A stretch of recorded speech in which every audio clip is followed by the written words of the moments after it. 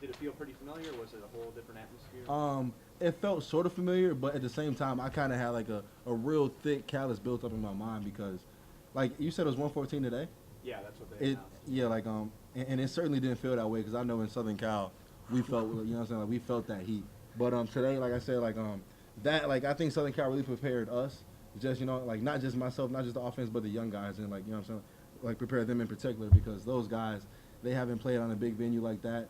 Some vets like me, Asante, even Keyshawn, like we've played at Ohio State. We've been there, so we just had to bring the young guys along and say, hey, like this is college football. Like you know what I'm saying, like you guys signed up for this. It's gonna be hot. It's gonna get cold too, but those guys haven't seen that yet. But yeah, I think that game really prepared us a lot. You guys, 3 straight home games. You wrap up the homestand next week and kick off MAC play. So you guys feel good having the conference slate behind or non-conference slate behind you, coming out 2-2. That's kind of for everybody. Sorry. We do. It's kind of like Coach Ledger said, that's our forming phase. Kind of like he said, getting the young guys going, trying to feel for what kind of team we'll be. Because last year is last year's team. This is a whole new team. This is team 112. So we want to figure out who we are. We have a lot of young guys, and we have to bring them along as older guys and teach them the ways. So to be able to learn from the games we lost and also the games we won, and be able to carry that over to our conference play. I mean, like you said, we start next week, so that it really taught us lessons on what we need to get better at and what things we could, improve. As far as like, yes, this play works, these plays works, but let's keep working at those, but also let's work at the plays that that kind of got us on the big plays. There you go. So. Asante, you made a big stop on a third down on a crossing route. You kind of just knocked the receiver off his route as soon as he caught the ball. You guys also held them to 2 of 11 on third down. Can you talk about how the defense was able to do that and your mentality coming in here of maybe trying to set up some third and long situations that they probably didn't want to be in? Yes. Well, that goes to the game plan we had. The coach gave us a good defense for that formation that they were in, and it was able to put me in a spot where I can able to break on the ball. But we also had Drake Spears push him out towards me, which kind of got there at the same time.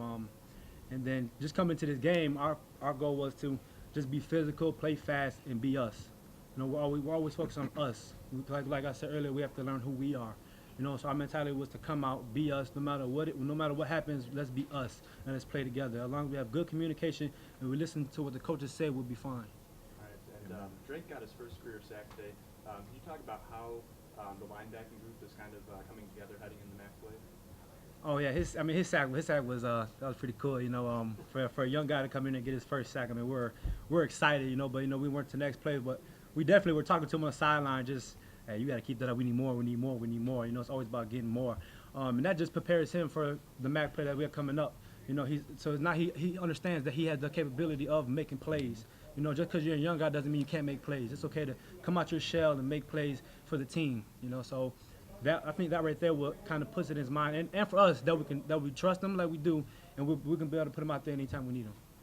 Coach, let's just kind of start off. Overall thoughts on tonight's game. Big victory. Definitely outmatched your opponent, but what did you see from your team that you were proud of? I felt like we got better. That's kind of been our thing, is just trying to continue to learn every single second we're out there together. I thought we played really well at the line of scrimmage. We rushed for 362 yards, held them to 56. So I thought they did a good job. And we had a lot of guys banged up, so we got some key rests for some guys. I thought Jariga did a great job at center. He never played center before, and thought we lost our focus late in the second quarter. Which gave me something to talk about at halftime, which was good. We had a nice conversation, and I thought we came out in the third quarter and played the way we should play. We got our edge back, and I was happy with all the guys that got to play.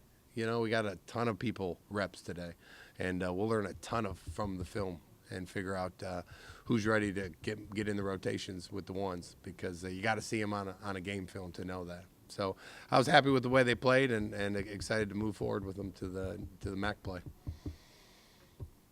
Coach, can you talk about how the heat kind of affected what you're trying to do with your players as far as rotation goes, and maybe talk a little bit about how it compared to USC? It wasn't even close to USC. It was kind of chilly compared to USC. No, it was good. I mean, we have been comfortable with the heat. We actually knew them coming from Staten Island. We thought this heat was our advantage. You know, we talked about that. We started hydrating on Wednesday again, knowing it was coming. And, you know, one thing that we always talk about in our Friday meeting is we never get our players tired in the first quarter. So I want them to rotate a lot.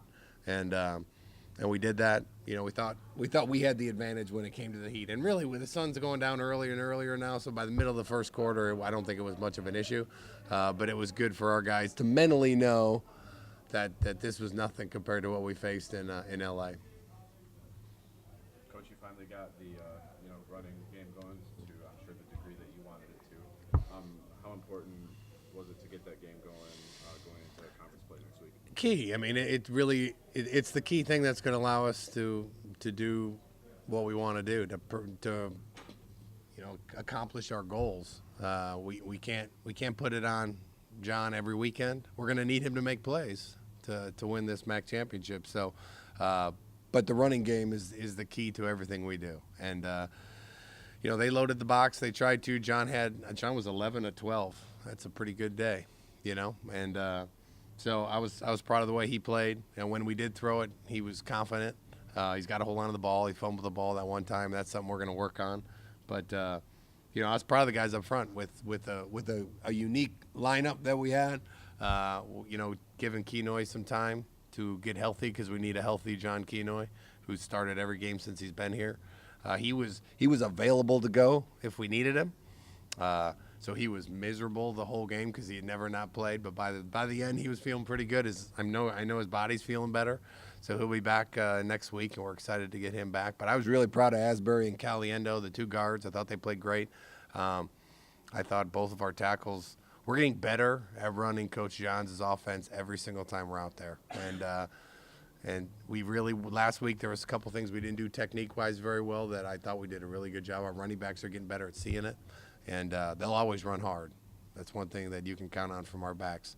But I was proud of the way they ran up front. It sets everything else up for us. That second play of the second half was all the run game. I mean, D did a great job of getting inside, and John threw a nice ball. But that's wide open because that safety has to come down to support the run, though, as well as we were running it.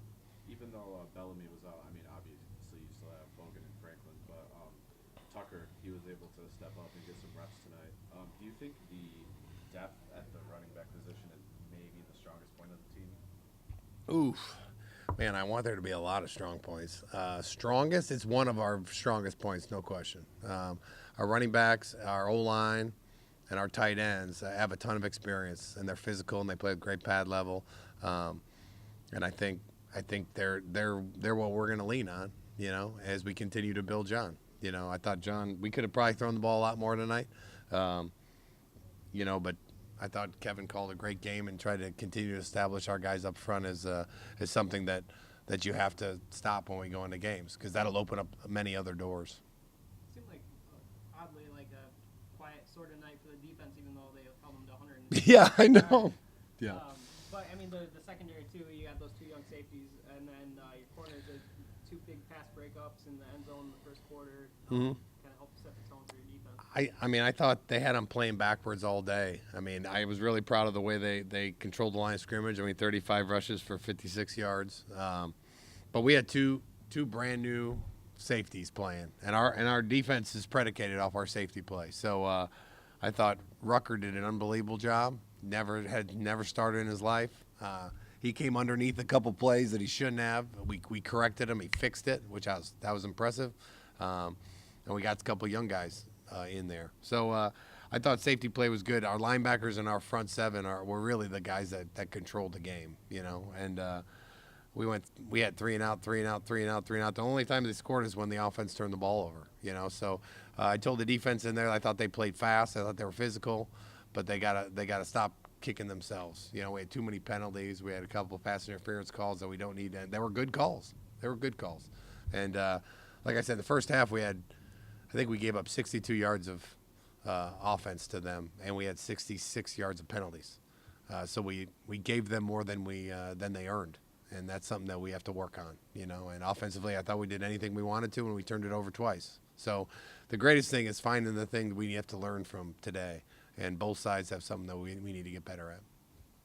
Coach, on your second touchdown drive, I noticed a couple plays where Wasik was sitting back there in the pocket, and not only he had enough time to kind of scan the defense because the line, formed a pretty clean pocket around him, but he was able to, it seemed, go through, at least a few of his progressions and either drop it down or find Keyshawn in the back of the end zone. Could you talk about how he is progressing as far as being comfortable in maybe going to 2 or 3 guys and delivering that ball instead of maybe looking at 1 or 2 and then thinking about getting out of the pocket? Yeah, he's getting more and more comfortable every time he's out there. Last week was the first time he started getting to 2 and 3. And I think the biggest thing that's helping him is that he's being more vocal. He's I always tell him, I'm like, hey, Coach Johns doesn't have to execute anything. I don't have to execute anything. You're the one with the ball in your hand, dude. People are with 300-pound guys trying to get you. I was like, so you should have a say in what we're running. We got 30 pass plays to choose from, but I want the ones that you feel great about. So he's done a lot better job of just communicating as we've got him to calm down a little bit. So we're running plays that he likes, and so he's been and the power is out. There you go. I have no clue how to fix it. Let's try this. Hit those lights right there. All right. Well, that's something new. Never seen that. There we go. That was a great job right there. You don't even know what you did. It was a great job though. Yeah, to get this guy out there. But yeah, I think that's the biggest thing is he's getting comfortable. He throws the ball great. That wheel route he threw to D was a big one, I thought. His placement on Keyshawn's corner route, that was a heck of a throw now. Keyshawn dipped inside, which he shouldn't do. So he had the dreaded score a touchdown and get in trouble when he come off the field. So we should have had more space out there, but it forced him to have to drop it over a linebacker. That was a unique throw, which I thought I was proud of him. Luke Sanders caught a ball, So I was, those guys are just going to continue to get better. It doesn't stop, I think our run game will continue to get better as they run these plays more and more. But I really think we have a long way to go in our pass game as far as how much better we can be, And so that's encouraging. And Derek Mitchell had 5 of 6 touchbacks. I just want to say that. That's a hell of a game. That is. He said he wore his powerful shoe. I said, well, keep that shoe. If that's your powerful shoe, keep it.